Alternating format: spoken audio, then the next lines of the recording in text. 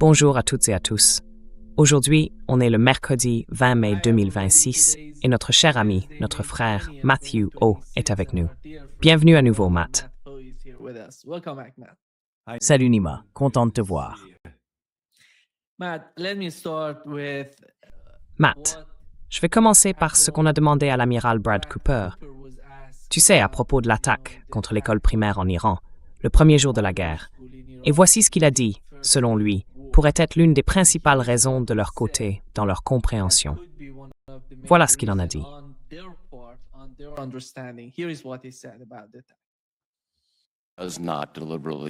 Il ne nous vise pas délibérément. D'accord, j'ai bien compris. Point final. Et le peuple iranien n'est pas notre ennemi non plus. Dans ce cas, c'est le corps des gardiens de la révolution islamique qui est l'adversaire. J'ai entendu ça dans votre déclaration d'ouverture, amiral. Je vous ai posé une question très précise et je suis curieux de savoir quelle est votre réponse. L'enquête est toujours en cours. Dès qu'elle sera terminée, je serai tout à fait prêt à faire preuve de la plus grande transparence possible. Nous n'allons pas assumer la responsabilité de quelque chose que nous avons de toute évidence fait. C'est donc une enquête complexe. L'école elle-même se trouve sur une base active de missiles de croisière des gardiens de la Révolution. C'est plus compliqué qu'une frappe ordinaire. Dès que nous aurons terminé, je m'engage pleinement à faire preuve de transparence, compte tenu de votre rôle essentiel de contrôle et de celui des autres membres présents ici.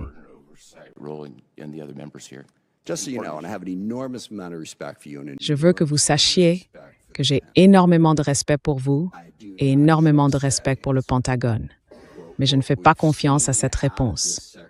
Ce qu'on a vu de la part du secrétaire à la Défense et son mépris total pour les règles d'engagement ou pour la protection des civils nous rend méfiants. Et j'ai une seule autre question pour vous. Pensez-vous qu'il soit jamais approprié pour quelqu'un en position de responsabilité d'utiliser l'expression de castier pour décrire les façons dont nous menons nos régionnaires?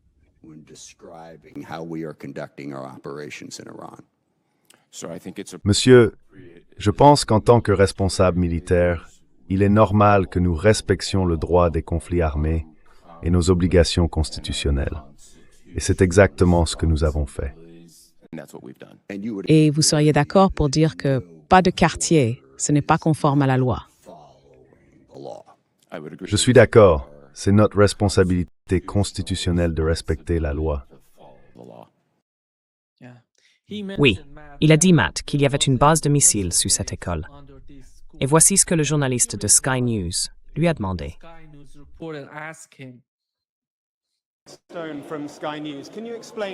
Stone, de Sky News. Pouvez-vous expliquer pourquoi vous ne pouvez pas révéler ce qui s'est passé à Manab? Combien de temps allez-vous vous cacher derrière une enquête est en cours, monsieur? Nous avons une équipe sur place à Manab en ce moment même. Ils ont vu ce qui s'est passé. Ils n'ont trouvé aucune preuve d'une base de missiles iranienne là-bas.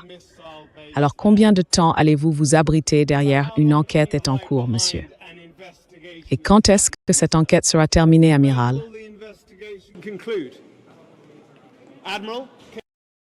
Oui. Non, je veux dire, je ne sais pas si tu vas montrer plus du témoignage de l'amiral Cooper, Nima, mais tu vois, en regardant une partie, c'est exactement le genre de choses qui donne confiance aux Iraniens, non? Qui donne confiance aux Chinois, aux Russes, aux adversaires de l'Amérique. Et ça sème le doute chez les alliés des États-Unis. Ça fait hésiter les pays qui sont, disons, neutres. Tu comprends que Pete Hegseth, c'est un homme de façade. Et tu comprends aussi que Pete Hegseth, c'est un politicien. Donc on peut accepter ses limites, ses excès, sa bêtise.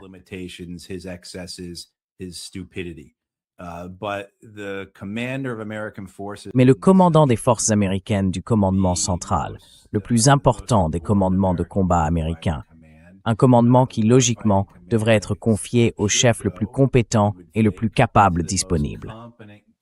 Eh bien, voilà ce qu'on a. Pendant toute son audition, il n'a pas su répondre aux questions. Il a hésité. Il avait l'air faible. Et tout simplement, il ne savait pas certaines choses. Il ne semblait pas comprendre quelle était l'intention de son supérieur. En clair, que veut son chef qu'il fasse? Il n'avait tout simplement pas cette compréhension.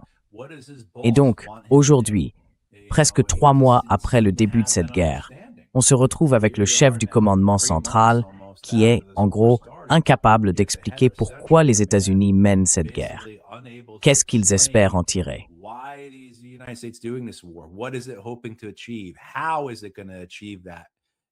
Comment est-ce qu'ils comptent y arriver? Eh bien, si vous êtes un allié des États-Unis, ça vous fait douter. Si vous hésitez ou que vous essayez de comprendre quelle position adopter vis-à-vis de Washington, ça vous rend très prudent. Et bien sûr, si vous êtes un adversaire, voire un ennemi des États-Unis, ça vous donne confiance. Je vais vous raconter une petite histoire d'ailleurs. Adam Smith, j'allais souvent dans son bureau pour discuter avec lui, il y a 15, 16, 17 ans. Je me souviens qu'à l'époque, il était très direct. Il nierait sans doute cette histoire s'il l'entendait, mais il avait été très franc avec moi et mes collègues. Il nous avait dit en gros, « Écoutez, je sais que les généraux et les amiraux viennent ici et me mentent tout le temps. » Et à l'époque, j'avais trouvé ça plutôt rafraîchissant.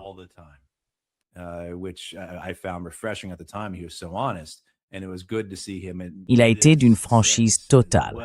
Et c'était bien de le voir dire aussi clairement, « Je ne vous fais pas confiance. » Franchement, il devrait y avoir plus de membres du Congrès américain qui disent ça tout le temps aux amiraux et aux généraux, parce qu'ils ne devraient pas leur faire confiance. Mais malheureusement, la plupart du temps, quand on regarde une audition de la Commission des Forces armées, de la Chambre ou du Sénat, les membres du Congrès, les députés et les sénateurs, ressemblent à des figurines à tête branlante, vous voyez, qui hochent simplement la tête en signe d'accord avec tout ce que disent les généraux et les amiraux. Ce n'est pas ça, le contrôle parlementaire.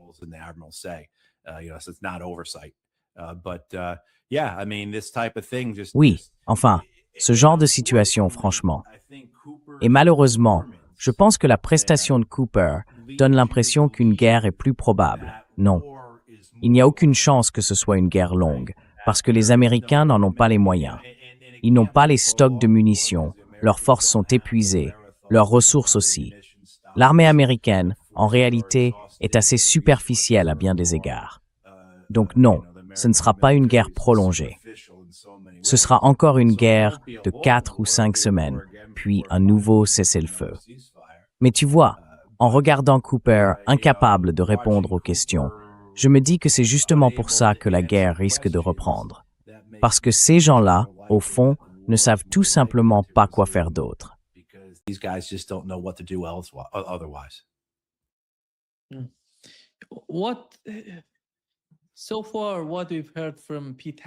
Jusqu'à présent, ce qu'on a entendu de Pete Hegseth et de son administration, c'est qu'ils essaient d'informer le public, aux États-Unis comme à l'étranger, sur la réalité du champ de bataille. Mais dans tout ce qu'ils ont dit jusqu'ici, quelle part relève vraiment de la réalité et quelle part tient plutôt de la fiction, de leur propre récit? Parce qu'il faut bien comprendre une chose, c'est lui, le chef du Pentagone. Ce qu'il rapporte, beaucoup de gens s'y réfèrent, en parlent, en débattent.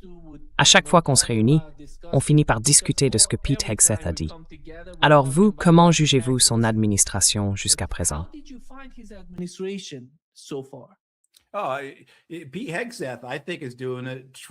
Pete Hegseth, je pense qu'il fait un super boulot, du moins pour ce pourquoi on l'a engagé. On l'a engagé pour être un porte-voix, on l'a engagé pour être un supporter, on l'a engagé pour installer, construire et entretenir un récit. Et c'est exactement ce qu'il fait. Est-ce qu'il le fait bien? Non. Mais est-ce qu'il fait le travail pour lequel il a été embauché? Absolument. On ne l'a pas engagé pour diriger le Pentagone, commander les forces armées, ou, vous savez, réformer le système, ou changer la bureaucratie. Peu importe. Ce n'était pas son rôle. On l'a engagé pour faire exactement ce qu'on le voit faire. Être loyal envers le président, et aussi envers cette idéologie nationaliste blanche complètement folle dont il se revendique. Donc oui, je ne fais pas confiance à ce que dit le Pentagone, et vous ne devriez jamais le faire. Écoutez, je me souviens du Eisenhower Media Network.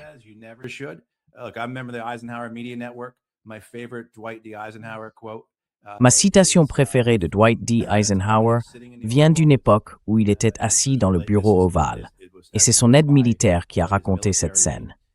Il était là, dans son fauteuil, et il a dit « Vous savez, je redoute le jour où un homme s'assiera à cette place sans comprendre l'armée comme moi, je la comprends. » Et ce qu'il voulait dire par là, c'est que le président des États-Unis n'a pas besoin d'être un stratège. Il n'a pas besoin d'avoir été un vétéran de combat. Il n'a pas besoin de maîtriser la logistique. Ce qu'il doit comprendre, c'est que les amiraux et les généraux mentent tout le temps. Et aujourd'hui, on a quelqu'un dont la carrière, en tant qu'animateur sur Fox News, s'est essentiellement construite sur le mensonge, et c'est lui qui dirige. Alors, je pense que pour le poste pour lequel il a été engagé, il fait ce qu'on attend de lui. La vraie question, c'est, est-ce qu'il le fait bien? Non. Mais est-ce qu'il fait son travail? Oui. Et donc, on a vu des fuites venant du Pentagone, de la CIA, sur leurs évaluations professionnelles des capacités militaires de l'Iran. Combien de missiles et de drones il leur reste? Combien de temps leur économie peut encore tenir, tu vois, dans cette guerre économique? Et tout ça, c'est complètement en contradiction avec ce que dit le sommet de la hiérarchie. Mais ce n'est ni nouveau, ni unique. C'est peut-être plus grotesque, peut-être plus grossier. Le mensonge est peut-être fait avec incompétence, mais ce n'est pas différent de ce qu'on a vu pendant la guerre en Afghanistan, ni de ce qu'on a vu pendant la guerre en Irak, ni de ce qu'on a vu pendant la guerre du Vietnam, où les informations disponibles étaient ignorées et où les données fausses, inexactes, mensongères, mais politiquement utiles, servaient à maintenir le récit officiel.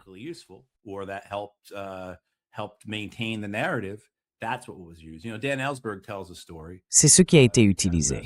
Vous savez, Dan Ellsberg raconte une histoire, que Dieu ait son âme, où il voyage à travers le Vietnam avec le secrétaire à la Défense, Robert McNamara. Et donc Dan Ellsberg le brief et en gros, il lui dit « Écoutez, la guerre est perdue, ou du moins, on ne peut pas la gagner. » Et McNamara le comprend très bien. D'ailleurs, pendant cette conversation, il y a un débat entre Ellsberg et quelqu'un d'autre, je ne me souviens plus qui, peut-être Walt Rostow ou quelqu'un comme ça. Mais bref, McNamara est d'accord avec Ellsberg. Oui, cette guerre, on ne peut pas la gagner, tout simplement.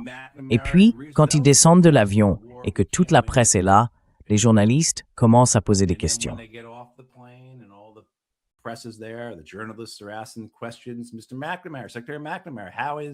Monsieur McNamara, secrétaire McNamara, comment va la guerre?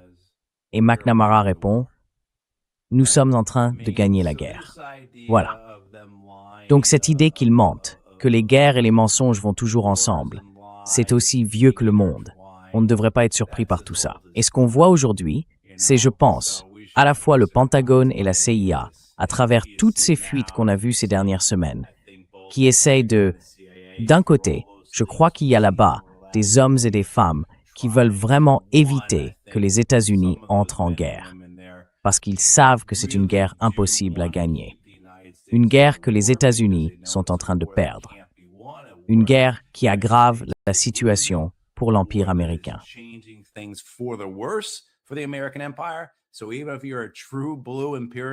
Donc même si tu es un impérialiste pur et dur, tu regardes cette guerre, et si tu as un minimum d'objectivité, un peu d'ouverture d'esprit, un peu de bon sens, tu te dis, écoute, je crois en l'Empire américain, mais cette guerre va nous faire du mal si on continue.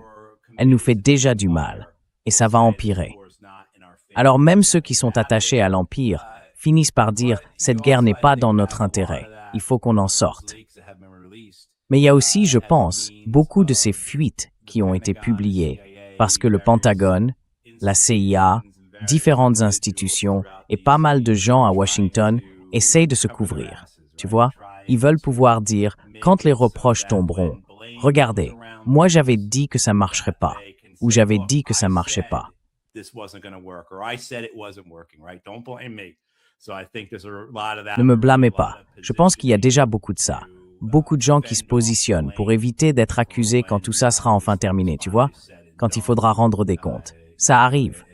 Enfin, pas que quelqu'un rende vraiment des comptes. Personne n'est jamais tenu responsable de rien.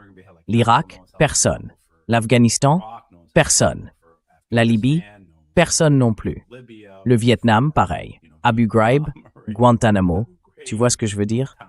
Je pourrais rester assis ici pendant 1 heure à énumérer toutes les choses pour lesquelles il devrait y avoir des responsables, mais il n'y en a pas. Bref, oui, je pense que c'est ça qu'on voit. Alors, comment tu compares la visite de Donald Trump en Chine à celle de Poutine?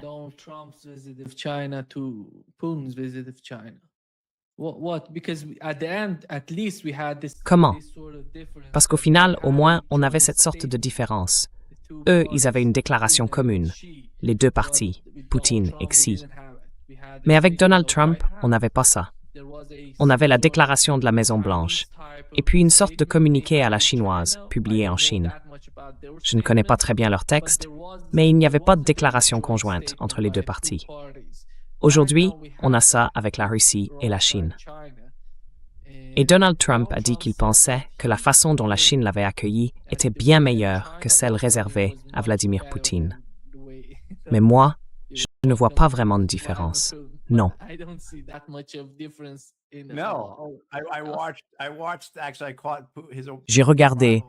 J'ai vu l'arrivée de Poutine hier soir à la télé. Et en regardant, je me suis dit, c'est exactement la même chose que pour Donald Trump. Les mêmes Chinois étaient alignés aux mêmes endroits que la semaine dernière, tu vois? Et les Russes se tenaient là où les Américains étaient. Les mêmes canons ont tiré, les mêmes enfants tenaient les fleurs, oui. Mais Donald Trump ment surtout. Donc évidemment, il allait dire ça. Pour moi, le fait qu'il n'y ait pas eu de déclaration commune, ça dit tout. Il ne s'est rien passé. C'était un sommet raté.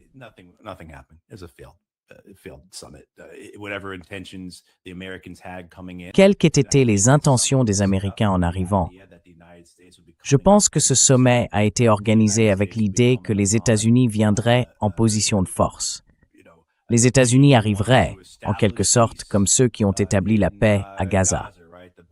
Oui, le Conseil de la paix. Et la façon dont ce Conseil de la paix prend le relais des Nations unies. Les États-Unis arriveraient aussi après l'enlèvement réussi de Nicolás Maduro et le changement de régime clé en main qui s'est produit là-bas, n'est-ce pas? Et surtout, les États-Unis arriveraient portés par cette victoire en Iran.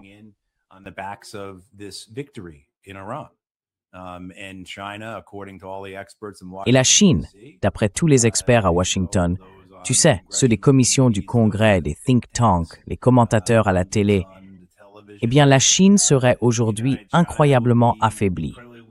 Elle aurait perdu des alliés partout dans le monde. Elle serait coupée des livraisons d'énergie venant du Golfe. Sur le plan politique et économique, elle montrerait des signes de fracture. À l'intérieur même du pays, les gens commenceraient à douter de la direction chinoise. La Chine se sentirait isolée. Son économie serait paralysée par la coupure des approvisionnements en énergie, et ainsi de suite. Les nations devraient alors tout reconsidérer.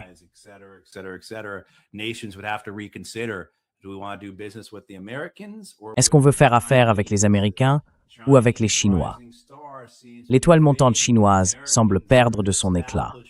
Les Américains, eux, sont une puissance bien établie, non? La superpuissance mondiale. C'est, je pense, sur ça que les Américains comptaient. En plus de cette idée de dire « Regardez ce que notre armée est capable de faire ». Vous voulez vous battre pour Taïwan? Très bien, battons-nous pour Taïwan. Et qu'est-ce qu'on obtient à la place? L'inverse, en fait. Qu'est-ce qui s'est passé là-bas? Vous voyez ce que je veux dire? Donald Trump débarque avec ses copains milliardaires. Je ne comprends toujours pas vraiment le but de tout ça. Faire venir ces gens à l'autre bout du monde pour une journée et demie. Les Chinois ont paru totalement indifférents. Ils ont leurs propres milliardaires. Et les accords qui devaient être conclus ne se sont finalement pas vraiment faits.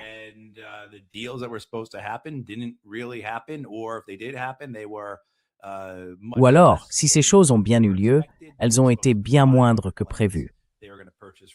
Vous savez, on parlait de 500 avions que les Chinois devaient acheter à Boeing. Je crois qu'on en est à 200. Et c'est pareil pour l'accord avec Nvidia. Je ne connais pas tous les détails, mais ce n'était pas à la hauteur des attentes, non? Enfin, vous voyez, Vladimir Poutine arrive et il signe 40 accords commerciaux pour confirmer la poursuite et l'élargissement des livraisons d'énergie russe vers la Chine. Le projet Force de Sibérie 2 avance à plein régime, n'est-ce pas?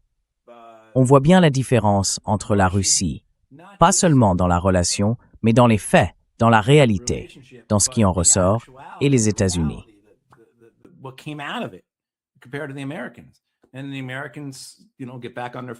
Et les Américains, vous savez, ils remontent dans leur avion, ils rentrent chez eux, ils publient un communiqué de presse parce qu'il n'y a pas de déclaration conjointe avec les Chinois.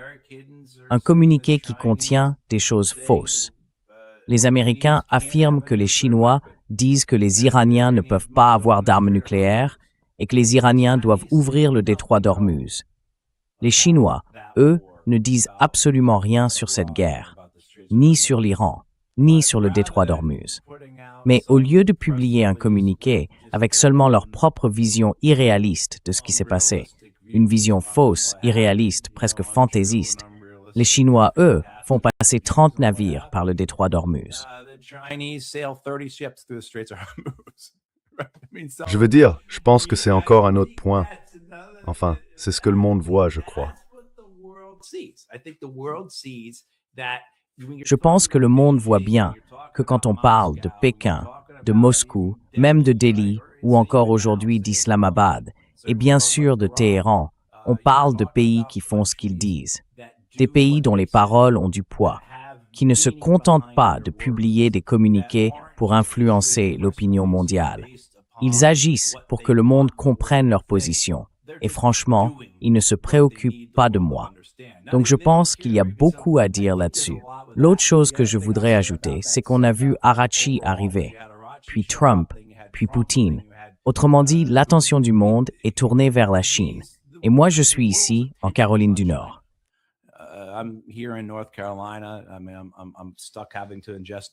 Je suis obligé, la plupart du temps, de consommer surtout des médias américains. Mais j'imagine que si je suivais les médias anglophones à travers le monde, enfin, je devrais dire les médias en langue anglaise. Et même si je lisais, j'écoutais ou je regardais des contenus dans d'autres langues que l'anglais, j'ai le sentiment que la question que tout le monde se pose, c'est « que vont faire les Chinois ?» Beaucoup d'Américains se posent la même question. Beaucoup d'Européens aussi. Mais ici, encore une fois, on en a déjà parlé plusieurs fois, il y a cette idée que cette guerre marque la rupture entre le XXe et le XXIe siècle, la rupture entre l'ordre impérial américain et un monde multipolaire. Et je pense que ce sommet en a été un nouvel exemple. Un de ces détails, de ces nuances, de ces arbres dans la forêt, si on veut, qui illustre cette rupture.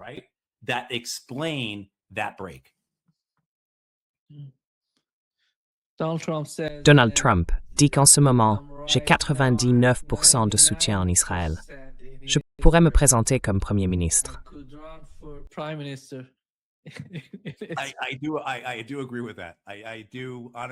Je suis d'accord avec ça. Vraiment. Je le dis sincèrement, je suis d'accord. J'y suis allé 2 fois en 2017, puis en 2024, après la victoire de Donald Trump à l'élection. Et les Israéliens adorent Donald Trump. Je vous jure, j'étais dans un bus qui passait un point de contrôle israélien. Un soldat monte, il traverse le bus, vérifie les passeports, fait son travail, et avant de descendre, il dit « Make America Great Again ». Vous voyez, c'était un peu notre blague quand on était en Palestine. Il fallait toujours avoir une casquette ou un T-shirt « Make America Great Again » sous la main. Et si on croisait des colons, on mettait la casquette. Et ils comprenaient qu'on était du bon côté, si je puis dire. On ne portait pas un T-shirt « Free Palestine », mais « Make America Great Again ». Et là, les colons t'invitaient probablement chez eux, te donnaient à manger et tout ça. Donc oui, j'y crois vraiment.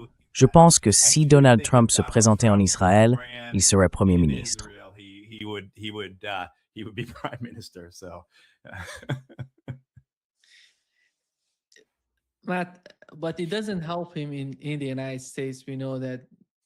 Mais ça l'aide pas aux États-Unis. On le sait. Plus de 65% des Américains sont contre le soutien que les États-Unis apportent à Israël. C'est pour ça qu'ils ont dû dépenser plus de 30 millions de dollars pendant la primaire dans le Kentucky pour s'opposer à Thomas Massie. Il a perdu. Mais je pense que ça ne veut pas dire qu'il gagne, parce que ça montre à quel point ils doivent se battre pour l'emporter face à quelqu'un comme Massie. Parce que ce n'était pas seulement une question d'argent. Il y avait le président des États-Unis, la vice-présidente, Pete Hegseth, Stephen Miller et tous les autres. Ils se sont tous ligués contre Thomas Massie pour l'écarter, vous voyez.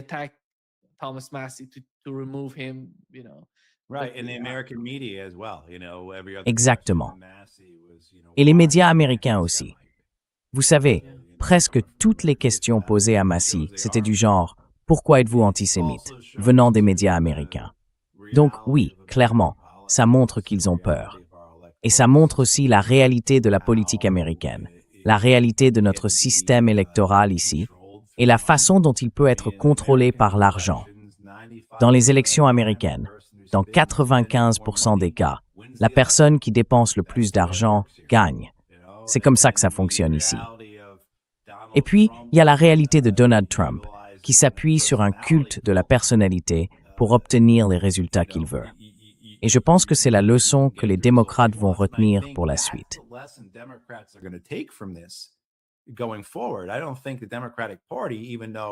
Je ne pense pas que le Parti démocrate, même si presque tous ses membres partagent la position de Thomas Massie sur les questions d'Israël et de la Palestine, va en tirer cette leçon-là. Leur conclusion, ce sera plutôt « Regardez combien d'argent a été dépensé, n'est-ce pas ?» Et cet argent a suffi à faire battre Massie. Massie qui était très populaire, pas seulement localement, mais aussi à l'échelle nationale. J'ai oublié, je crois qu'il en était à son 7e mandat. Mais enfin, il était très apprécié chez lui. Mais avec une telle somme d'argent, le soutien de Donald Trump, et vu la manière dont fonctionnent les primaires américaines et les médias américains, on peut aujourd'hui faire sortir quelqu'un de son siège d'une façon qui auparavant n'aurait peut-être pas été possible. Vous savez, j'ai beaucoup travaillé avec Feu Walter Jones. Monsieur Jones faisait partie des républicains opposés aux guerres en Irak et en Afghanistan. Au départ, il les soutenait fortement. Il représentait Camp Lejeune, la plus grande base du corps des marines aux États-Unis.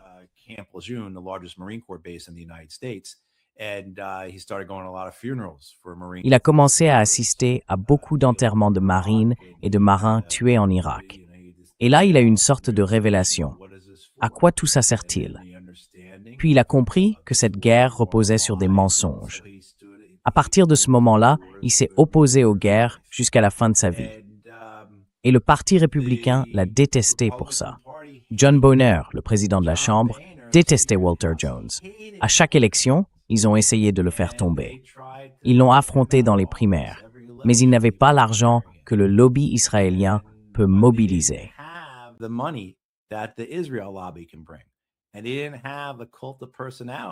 Et ils n'avaient pas ce culte de la personnalité que Donald Trump peut apporter. Donc ce qu'on voit ici, c'est, je pense, les fondamentaux de la politique américaine. L'identité et l'argent, ceux qui font gagner les élections.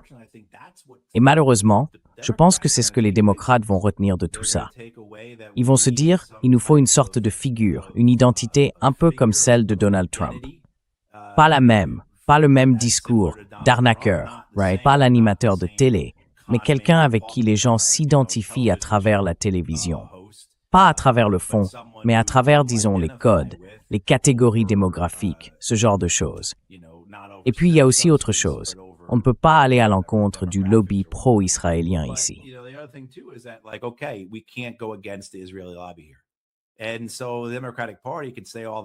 Alors, le Parti démocrate peut bien dire tout ce qu'il veut, mais tant qu'il continuera d'élire Chuck Schumer et Hakeem Jeffries comme dirigeants au Congrès, et que le DNC, le Comité national démocrate, refusera de soutenir des candidats qui ont des positions pro-palestiniennes, je pense qu'on ne verra, pendant encore quelques cycles électoraux, aucun vrai changement sur les questions de la Palestine et d'Israël aux États-Unis.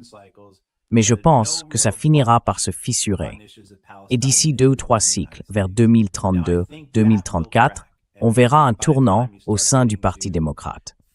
Le Parti démocrate finira par se détacher d'Israël, parce que Hakeem Jeffries, Chuck Schumer et tous ceux de cette génération-là, ainsi que la direction du DNC, comme Ken Martin, n'y seront plus. Ils auront été remplacés.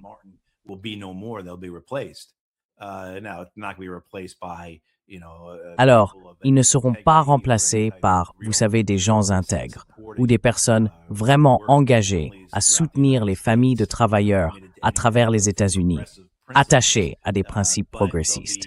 Non, ce seront plutôt des gens qui comprennent la politique autour de la question Palestine-Israël et qui feront évoluer le Parti démocrate dans cette direction pour obtenir quelques victoires électorales. Mais je pense qu'il faudra encore 2 ou 3 cycles électoraux avant de voir ça pleinement. Je pense qu'on verra une candidate comme AOC se présenter comme Alexandria Ocasio-Cortez, qui est censée être pro-palestinienne, mais qui ne l'est pas. Pas dans le sens de quelqu'un qui comprend vraiment ce que ces mots veulent dire.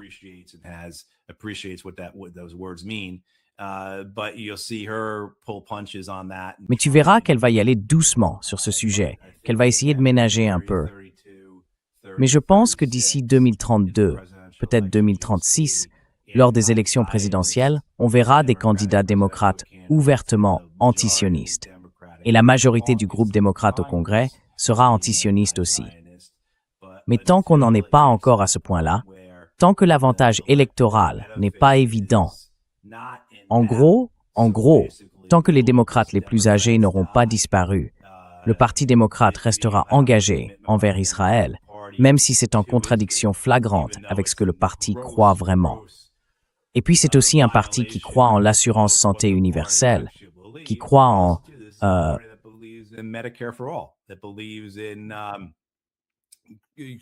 Stadsniji Propland Swlamblad.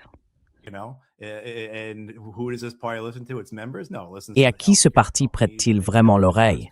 À ses membres? Non. Il écoute les compagnies d'assurance santé et les entreprises des énergies fossiles. Tant que les plus vieux démocrates ne seront pas partis, on ne verra pas de vrais changements. Et du côté républicain, je pense que ça montre simplement qu'il n'y a aucun bon sens à s'opposer, ni à Donald Trump, ni au lobby pro-israélien. Ce n'est pas seulement Massey qui a perdu. Il y a aussi Bill Cassidy, en Louisiane. Et puis, j'ai un trou de mémoire sur son nom, le gouverneur de Géorgie. Mais ces cas-là n'avaient rien à voir avec la question Israël-Palestine. Cassidy, la Louisiane, la Géorgie, c'était juste des hommes qui n'ont pas suivi Donald Trump à 100%. Et ce qui est intéressant, pour conclure là-dessus, c'est qu'on a vu hier au Sénat américain la résolution sur les pouvoirs de guerre adoptée pour la première fois, après 8 tentatives ou quelque chose comme ça.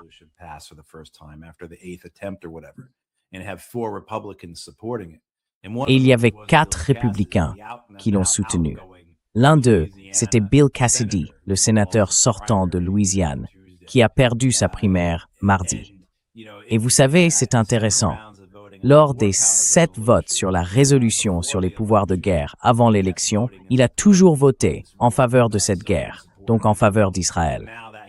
Mais maintenant qu'il n'a plus de pouvoir, qu'il ne pourra plus se représenter, qu'il sera de retour chez lui en janvier prochain, sans mandat, eh bien cette fois, il a voté pour la résolution sur les pouvoirs de guerre, et donc contre les intérêts du lobby pro-israélien.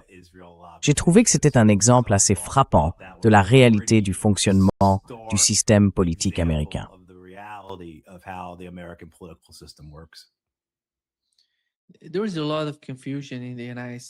y a beaucoup de confusion aux États-Unis. Beaucoup de gens ne savent même plus s'ils sont de gauche ou de droite. Ils ne savent pas pour qui voter. Parce que imaginons qu'il y ait une sorte de troisième parti aux États-Unis, qui en serait le visage? Est-ce que ce serait Tucker Carlson, Candace Owens, quelqu'un comme ça? Et puis, beaucoup de gens se demandent, mais qui est AOC? Qui sont ces gens? Ces personnes ne nous représentent pas. Ils sont contents avec quelques programmes sociaux, tout ça. Mais quand il s'agit d'un sujet comme la Palestine, ou de ce que vous avez mentionné, qui est très important pour beaucoup de gens, il ne représente même pas ces personnes-là. C'est pour ça qu'on parle aujourd'hui des gens de gauche, des progressistes, et de la façon dont ils votent.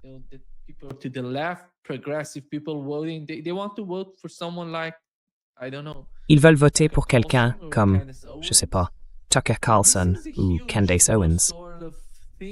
C'est une façon de penser qui prend beaucoup d'ampleur en ce moment. Beaucoup de gens ne savent plus quoi faire, aller à droite, à gauche ou rester au centre.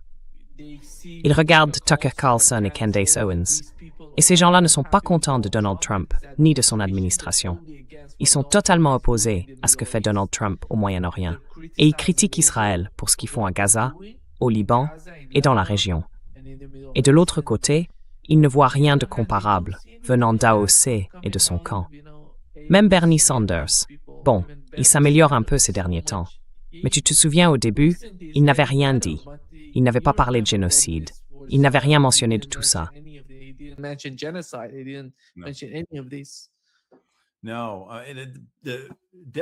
Non, le Parti démocrate traîne, disons-le, le fardeau très réel d'être perçu comme peu sincère. Et on entend souvent des Américains dire « Oui, les républicains sont terribles, mais au moins, eux, ils ne mentent pas là-dessus. » Vous voyez, et je pense que ça va être un vrai problème pour les démocrates pendant encore quelques cycles électoraux, tant qu'ils n'auront pas trouvé quelqu'un qui ne soit pas perçu comme faux, quelqu'un qui paraisse authentique. Par exemple, Alexandria Ocasio-Cortez raconte qu'elle a été serveuse et barmaid avant de gravir les échelons. Il y a des éléments de cette histoire qui sont vrais, d'autres qui le sont moins. Et elle est entrée au Congrès en battant Joe Crowley, qui était le numéro 3 des démocrates à la Chambre.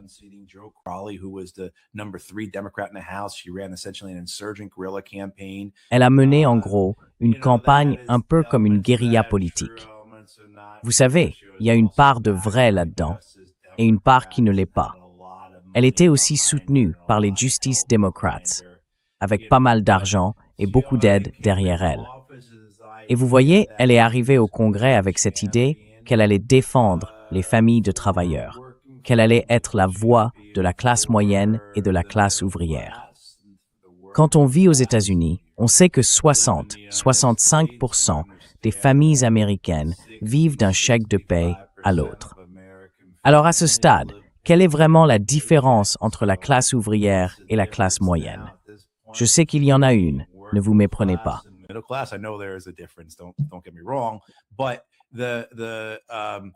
Mais la réalité, c'est que les choses sur lesquelles Ocasio-Cortez avait dit qu'elle allait faire campagne, enfin, on parle d'une personne qui est arrivée au Congrès en disant qu'elle préférait faire un seul mandat plutôt que de faire carrière, si cela devait l'obliger à renier ses valeurs ou à changer ses priorités, n'est-ce pas? Elle est donc arrivée en défendant des mesures dont les Américains ont vraiment besoin, des choses qui aideraient concrètement les gens et qui sont très populaires aux États-Unis. Par exemple, l'assurance santé pour tous, le principe d'un salaire décent, la garde d'enfants, ce genre de choses. Et aussi l'idée de sortir les États-Unis des guerres à l'étranger pour réinvestir cet argent ici dans nos communautés.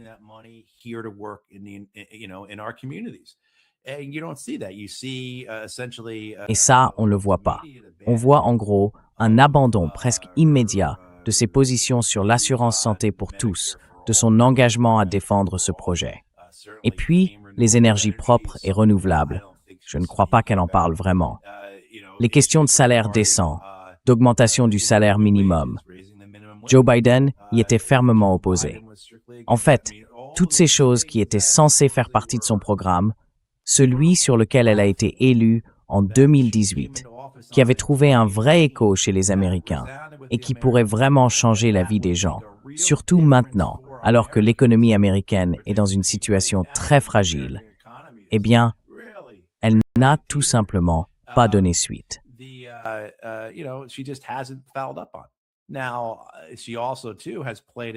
Elle a aussi très bien joué le coup et son nom figure déjà sur la liste des possibles candidats démocrates à la présidentielle de 2028. Et si on regarde bien, on la voit partout dans le pays. D'ailleurs, j'ai vu hier ou aujourd'hui sur mon Instagram une pub de sa campagne qui est apparue dans mon fil annonçant qu'elle allait être dans le Missouri ou un endroit comme ça. Voilà. Mais il y a quand même une forme de manque de sincérité chez elle. Vous voyez ce que je veux dire? Et pourtant, c'est la meilleure qu'ils aient à proposer. Qui d'autre ont-ils à part elle? Qui au moins semble avoir la capacité, la compétence pour mener une campagne présidentielle nationale à ce stade? On parle par exemple de Pete Buttigieg.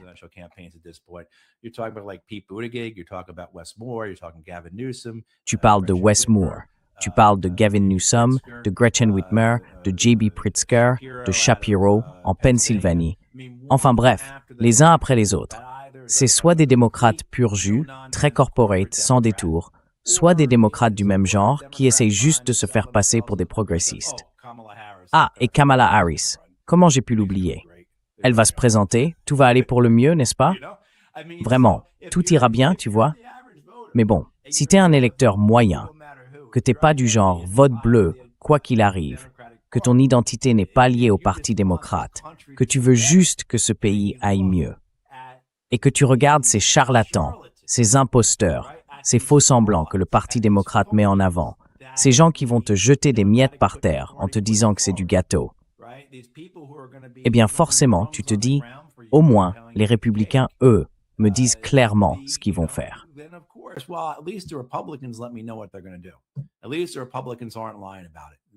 Au moins, les républicains ne mentent pas à ce sujet.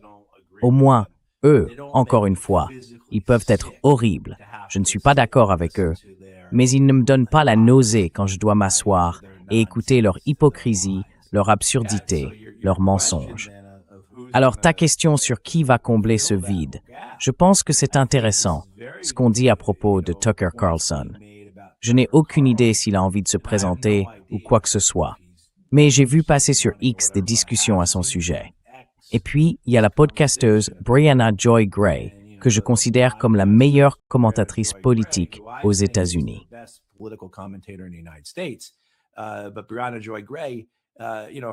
Mais Brianna Joy Gray, tu vois, ses commentaires sur Tucker Carlson vont dans le sens de ce que je pense. Disons qu'avec Carlson, il peut être grotesque sur ses positions concernant l'immigration ou sur certaines choses qu'il a dites par le passé ou même récemment avec lesquelles on n'est pas d'accord. Je me souviens que pendant la campagne de 2024, il appelait Donald Trump « papa » et c'était franchement glauque, vraiment très glauque. Mais bon, je ne suis pas d'accord avec Carlson sur ces points-là. En revanche, il y a cette idée qu'au moins il dit ce qu'il pense et qu'il agit en conséquence, tu vois? Et il était récemment à la télévision israélienne en train de dire très clairement « Votre régime tue des enfants ». Très direct, très net. Alors, qui à gauche occupe cet espace-là?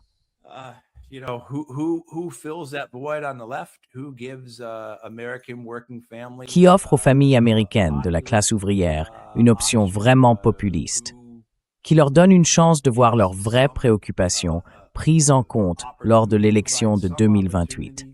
Franchement, je ne sais pas. Non, vraiment, je ne vois personne. Certains vont sans doute citer Ocasio-Cortez, mais elle manque de sincérité. Elle est prête à trahir qui que ce soit, si ça l'arrange. On l'a bien vu avec la façon dont elle a lâché les Palestiniens.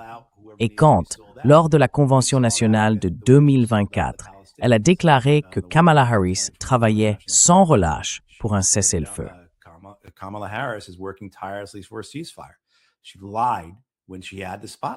Elle a menti quand elle était sous les projecteurs. Elle avait une audience en prime time à cette convention et elle a menti. Elle avait l'occasion de dire quelque chose qui aurait pu sauver des milliers de vies et elle a choisi de ne pas le faire parce que c'était mieux pour elle. Donc franchement, si vous lui faites confiance, vous êtes un idiot. Vous savez, comme Adam Smith disait en gros à l'amiral Cooper, « Si je te fais confiance, je suis un idiot. » Si vous faites confiance à l'un de ces politiciens démocrates à ce stade, peut-être que certains se révéleront différents, on ne sait pas. Mais bon, vous savez, vous êtes un idiot. Un idiot.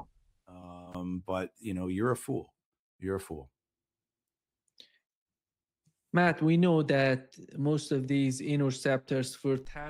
on sait que la plupart des intercepteurs des systèmes THAAD et Patriot sont fabriqués aux États-Unis pour Israël. Mais pour le dôme de fer, qui produit ces batteries pour Israël, parce qu'hier, on a appris que 3 d'entre elles avaient été touchées par des drones FPV. Et aujourd'hui, on a appris que ces 3-là se trouvaient dans le sud du Liban. On a aussi appris que 2 autres avaient été touchés dans le nord d'Israël, toujours par des drones FPV. Je me demandais donc combien de batteries ils ont et qui les fabrique. Parce qu'avec la manière dont ces drones FPV les frappent, il faut bien avoir une sorte de chaîne de production ou quelque chose du genre pour les remplacer. Alors, qui s'en charge? Est-ce qu'Israël les produit lui-même?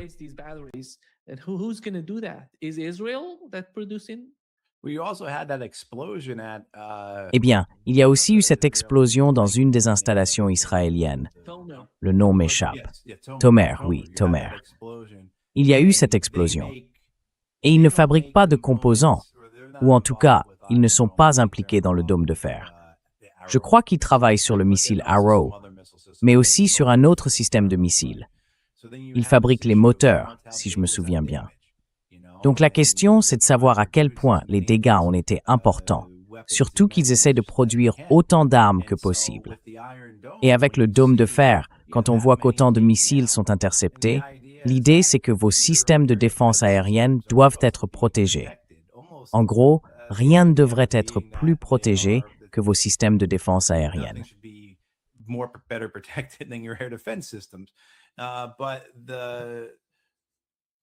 Mais l'utilisation de drones par le Hezbollah libanais a complètement bouleversé la donne. C'est très similaire à ce que les Iraniens ont fait aussi, en détruisant des radars américains valant des milliards avec des drones Shahed à 10 ou 20 000 $. C'est même un exemple encore plus extrême. Et je ne sais pas quels sont les taux de production du dôme de fer. Je crois qu'ils sont fabriqués localement en Israël, même s'il y a eu une aide des États-Unis pour la conception et une partie de la production. C'était, dans une certaine mesure, un effort conjoint. Mais je ne sais pas si, pour la production réelle, tout est fait uniquement en Israël. Je sais qu'il y a aussi une participation européenne. Mais c'est un problème. Oui, c'est vraiment un problème.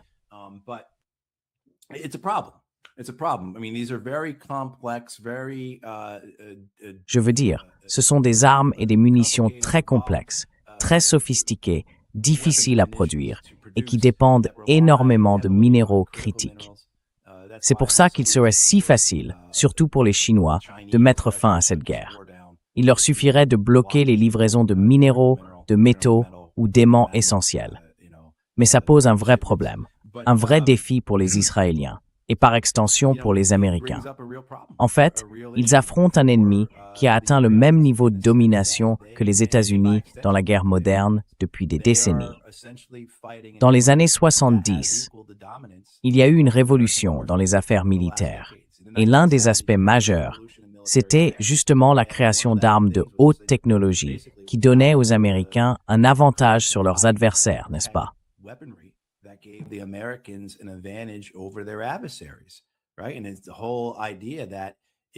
Et toute l'idée, c'est que si les Américains, ou leurs alliés, ou leurs supplétifs peuvent voir quelque chose, ils peuvent le détruire. Les États-Unis ont eu cet avantage pendant des décennies. Et aujourd'hui, on voit bien que cet avantage a disparu. Et ça change complètement la manière dont les Américains font la guerre, dont l'Occident fait la guerre. La façon dont les États-Unis mènent leur campagne, leurs besoins ou leurs exigences, disons, d'avoir des zones arrières sûres, d'où ils peuvent lancer des opérations, se réapprovisionner, installer leurs centres logistiques, leurs postes de commandement et de contrôle. Tout ça, c'est fini. Et même quand ils sont engagés dans une campagne terrestre comme en Irak ou en Afghanistan, le besoin d'avoir des bases sûres, des garnisons protégées pour les troupes, ça aussi, c'est terminé.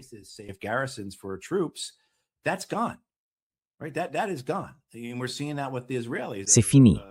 Et on le voit très clairement avec les Israéliens. J'ai lu une histoire, je ne sais plus si c'était dans Haaretz ou sur la chaîne 12, 14 ou une autre en Israël, qui expliquait que les opérations israéliennes avaient été réduites de 80% à cause des drones du Hezbollah. En gros, les Israéliens disaient que la consigne au Liban, c'est de ne pas bouger pendant la journée. Du coup, cet énorme avantage qu'avaient les Américains, les Israéliens et leurs alliés ou leurs forces par procuration sur leurs adversaires, eh bien, il a disparu. La révolution militaire commencée dans les années 70 s'est démocratisée. Aujourd'hui, le monde entier y a accès.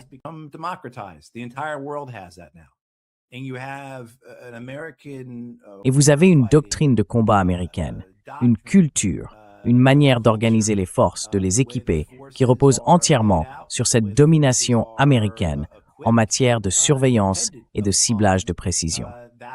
Et l'idée qu'il n'ait plus cet avantage, eh bien, ça bouleverse complètement la façon dont les États-Unis mènent la guerre. Vous savez, cette idée que les États-Unis ont dû évacuer toutes leurs bases à travers le Moyen-Orient, à l'exception, je suppose, de celles situées en Israël et au Kurdistan, en Irak. Et puis le fait que les porte-avions américains ne pouvaient pas s'approcher à moins de 1000 km des côtes iraniennes.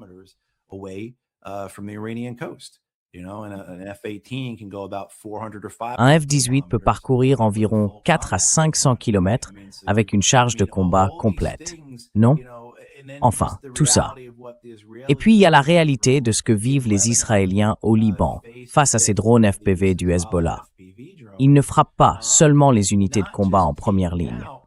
En fait, ces drones font qu'il n'y a plus vraiment de ligne de front. On pensait avoir déjà connu ça au Vietnam, en Irak ou en Afghanistan. Mais la réalité, c'est que, par exemple en Irak ou en Afghanistan, sur nos bases, on était plutôt en sécurité. On subissait des tirs indirects, des mortiers, des roquettes, mais c'était souvent imprécis. Le volume restait limité et c'était très vulnérable à nos tirs de contre-batterie. Mais là, non.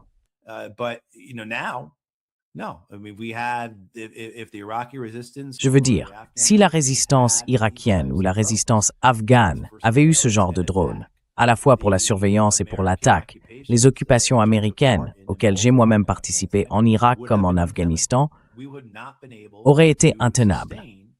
Nous n'aurions pas pu maintenir ces occupations si la résistance irakienne et les talibans afghans avaient disposé de l'armement, des munitions et des drones que le Hezbollah montre aujourd'hui dans le sud du Liban. Alors cette idée qu'il n'y a plus d'endroits sûrs, plus d'arrières, que la pression psychologique sur les forces israéliennes, déjà surmenées, déjà épuisées, va être énorme, c'est évident. Et encore une fois, ils viennent d'une culture, d'une doctrine, avec un équipement, des formations et des plans de bataille qui ne sont pas faits pour ça.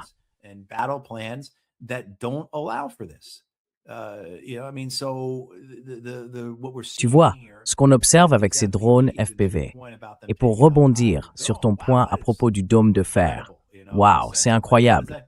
Parce que franchement, qu'est-ce que ça implique? On parle de drones FPV qui coûtent quoi? 300, 500 $.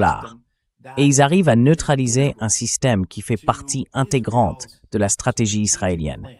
Si ces drones peuvent mettre hors service le dôme de fer, ce n'est pas seulement une question de défense aérienne affaiblie. C'est aussi un choc psychologique pour la population israélienne. L'idée qu'ils ne sont peut-être plus protégés contre des frappes de missiles ou de drones venus du Hezbollah, d'Iran, d'Irak ou d'Ansar Allah. Exactement.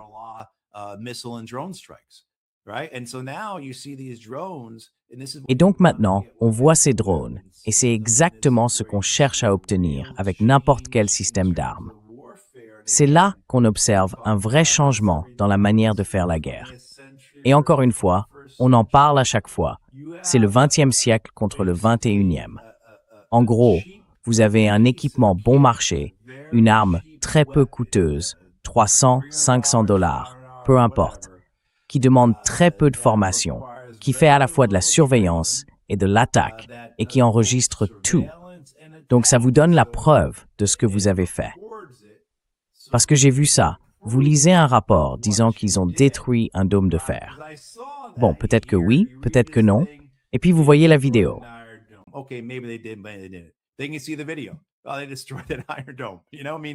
Eh bien, ils ont détruit ce dôme de fer. Vous voyez ce que je veux dire? Ce que ça veut dire, en fait, c'est qu'on a une arme qui agit sur tous les plans de la guerre, à tous les niveaux. C'est une arme tactique, mais elle perturbe les opérations de l'ennemi. Elle agit donc au niveau opérationnel. Elle bouleverse tout le plan d'attaque, tout le concept d'opération.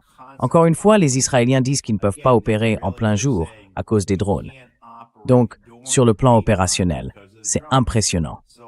Et puis, sur le plan stratégique, on touche à des systèmes comme le dôme de fer, qui sont essentiels pour empêcher des attaques plus importantes contre la population israélienne.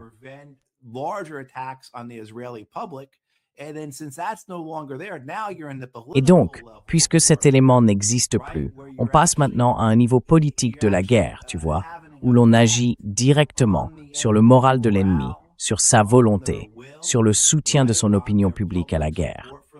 On parle d'un effet psychologique provoqué par une arme qui, encore une fois, coûte $300. Donc on voit vraiment ici cette idée d'une guerre du XXIe siècle menée contre un adversaire du XXe siècle. Que ce soit contre l'Empire lui-même, contre la marine et l'armée de l'air américaine directement, ou bien à travers leurs alliés, leurs intermédiaires, comme l'armée israélienne et le sud du Liban.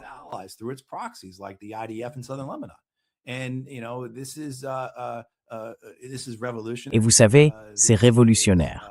C'est vraiment une transformation, et c'est historique. Et honnêtement, je ne sais pas si c'est perçu comme tel à Washington, à Londres, à Bruxelles ou à Tel Aviv. La réponse a été, on va lancer ce projet, ce programme, on va dépenser cet argent et on va créer un système anti-drone. Très bien, parfait. Ils auront de meilleurs filets, des caméras électro-optiques et infrarouges capables de repérer les drones dans le ciel. Et puis, ils auront des mini-fusées qui pourront faire blablabla.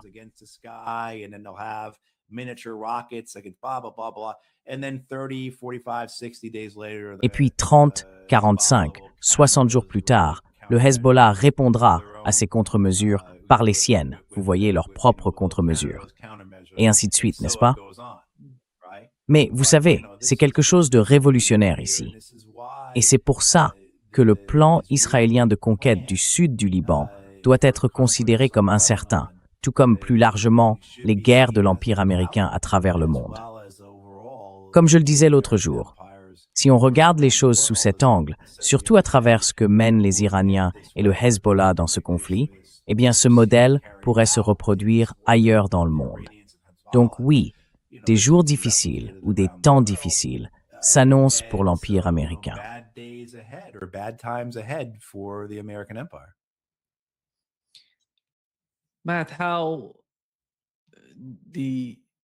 Matt, la situation d'Israël change complètement la façon dont les Israéliens calculent les choses. Tu te souviens, avant que toutes ces guerres ne commencent, on avait les accords d'Abraham. On parlait de la normalisation des relations entre Israël et les pays du Golfe, entre Israël et la Turquie. Et maintenant, l'Arabie saoudite parle d'un pacte de non-agression avec l'Iran. Oui, la situation évolue vraiment au Moyen-Orient.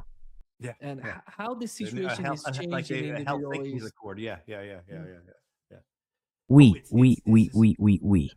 Ah, tu vois, je pense qu'on va le constater aussi, Nima, à une plus grande échelle, à l'échelle mondiale même. Pas tout de suite. Mais là encore, le monde regarde. Le monde a vu ces 2 ou 3 sommets, non? Arachi, Trump, Poutine à Pékin. Je veux dire, le monde observe tout ça. Le monde voit tout ça. Il voit Harold Cooper incapable d'expliquer ce que son patron, le président des États-Unis, veut qu'il fasse au Moyen-Orient et comment il compte s'y prendre. Et tout ça, il le voit. Il voit la réalité de la guerre aujourd'hui, la manière dont l'armée américaine n'est pas débordée. Ses performances ne sont pas faibles, mais en même temps, elle se fait battre. On peut les vaincre, ces gars-là, tu vois? Et ensuite, quand on en vient à... Enfin, là, on parle de l'ordre des choses.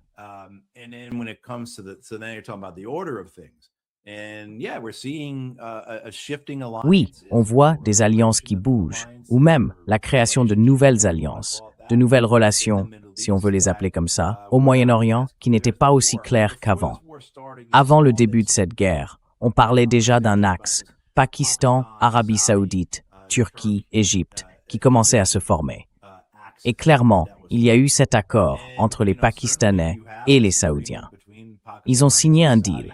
Les Saoudiens affirment que cet accord signifie qu'ils sont désormais sous le parapluie nucléaire pakistanais. Je ne sais pas si les Pakistanais ont confirmé ça ou non, mais c'est quelque chose d'important.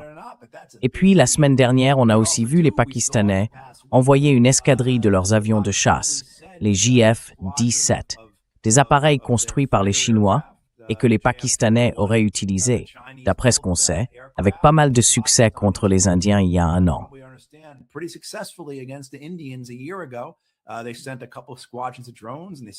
Ils ont envoyé 2 escadrons de drones et aussi une batterie de défense aérienne. Environ 8000 soldats au total, je crois. Vous savez, c'est pas rien. Vous avez raison. Et puis, on parle d'un pays qui partage une frontière avec l'Iran et qui envoie tout ça à l'Arabie Saoudite. Qu'est-ce que ça veut dire? Qu'est-ce que c'est au juste? Qu'est-ce que les Pakistanais veulent dire aux Iraniens? Et qu'est-ce qu'ils veulent dire aux Américains? Mais aussi, quelle est la nature de l'accord entre les Pakistanais et les Saoudiens? Est-ce que ça permet aux Saoudiens de dire aux Américains, si vous voulez relancer la guerre, ce sera sans nous, on ne participe pas? Oui. Et on a déjà vu un signe de ça, parce que le projet Freedom, le plan de Donald Trump pour rouvrir le détroit d'Ormuz, a duré 36 heures, puis il s'est arrêté, il s'est effondré.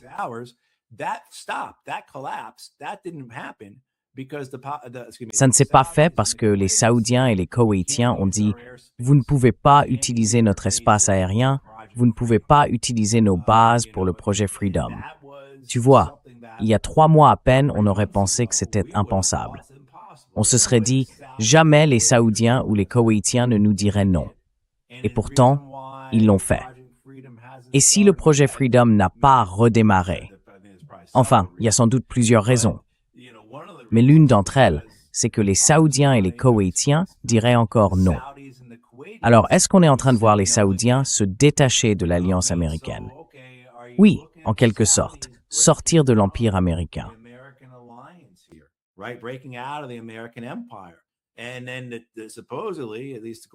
Et puis apparemment, du moins, d'après ce qu'on entend cette semaine, il y aurait la possibilité d'un accord entre l'Arabie Saoudite et le Pakistan qui ferait entrer la Turquie et le Qatar dans le jeu.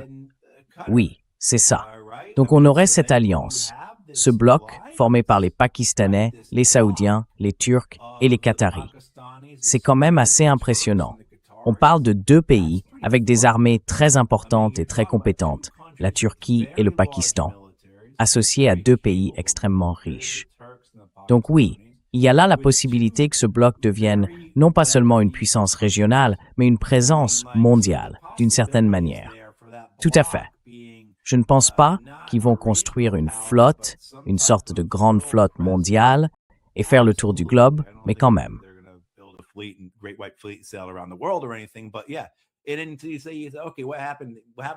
Oui, c'est ça. Bon, alors qu'est-ce qui s'est passé? Qu'est-il arrivé aux Égyptiens dans cette équation?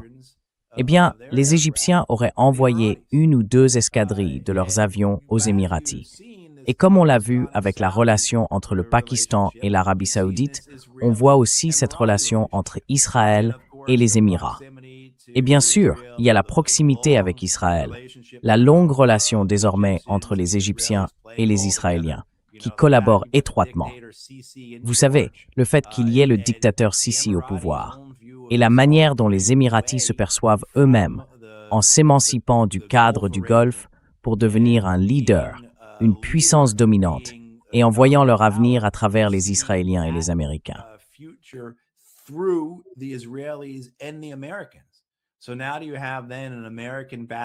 Alors maintenant, on a donc une alliance soutenue par les Américains entre Israël, les Émirats et l'Égypte. C'est bien ça. Enfin, tout ça, c'est lié. Et puis, le roi Hussein va aller là où les Américains et les Israéliens lui diront d'aller, on le sait bien. Et qu'est-ce qui va se passer avec le chef d'Al-Qaïda et son équipe de djihadistes et de salafistes à Damas? On verra. L'État irakien, lui, est un État prêt à se déchirer. Les Américains contrôlent tout l'argent.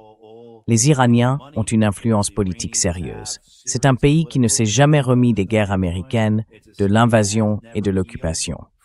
C'est un État où les Israéliens tuent des soldats irakiens comme ils le veulent.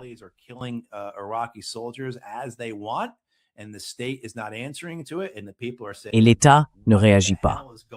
Et les gens se demandent, mais qu'est-ce qui se passe, bon sang? Franchement, on a un État qui a pratiquement arrêté toute sa production, le gaz et le pétrole. Donc, même s'il pouvait obtenir de l'argent des Américains, il n'y a de toute façon plus d'argent. Quand on regarde tout ça, on pourrait aussi parler des Kurdes. On pourrait parler de ce que feraient les Bahreïnis ou les Koweïtiens. Honnêtement, les seuls, à mon avis, qui gardent un peu la tête froide et essaient d'éviter que tout explose, ce sont les Omanais, je crois. Mais si je devais conseiller quelqu'un ou féliciter quelqu'un, ce seraient les Pakistanais, les Saoudiens, puis les Turcs et les Qataris.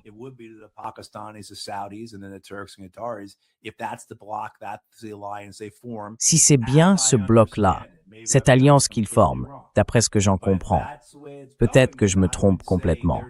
Mais si c'est bien la direction qu'ils prennent, alors je dirais qu'ils font ce qu'il faut pour eux, pour leurs propres intérêts. Rester accroché à l'Empire américain, c'est une impasse.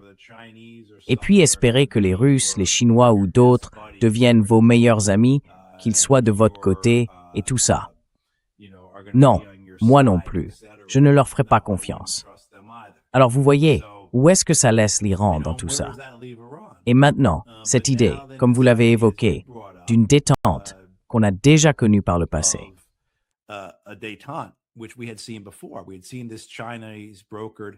On avait vu cette détente négociée par la Chine entre les Saoudiens et les Iraniens avec le rétablissement de leurs relations diplomatiques. Ça remonte à quelques années maintenant. Mais cette proposition des Saoudiens de créer un accord de sécurité dans le Golfe et plus largement au Moyen-Orient ressemble un peu à ce qui s'était passé dans les années 70 avec les accords d'Helsinki, entre l'OTAN et le pacte de Varsovie. Beaucoup de gens, en y repensant, disent que c'était une très bonne chose. Ça avait vraiment permis de faire baisser les tensions. Ça avait ouvert la voie à des discussions sur le contrôle des armements. Ça avait conduit à la création de l'OSCE. Et ça avait instauré une certaine forme de suivi, de confiance et de transparence entre les différents pays, sans même parler des deux blocs eux-mêmes.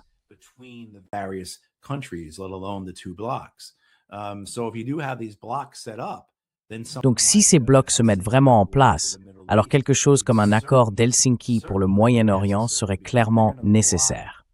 Parce que si on a d'un côté un bloc avec l'Iran et l'axe de la résistance, un bloc pakistanais, saoudien, turc, qatari ou peu importe la forme que ça prend, et de l'autre un bloc émirati, israélien, égyptien, américain, comment ces blocs peuvent-ils coexister?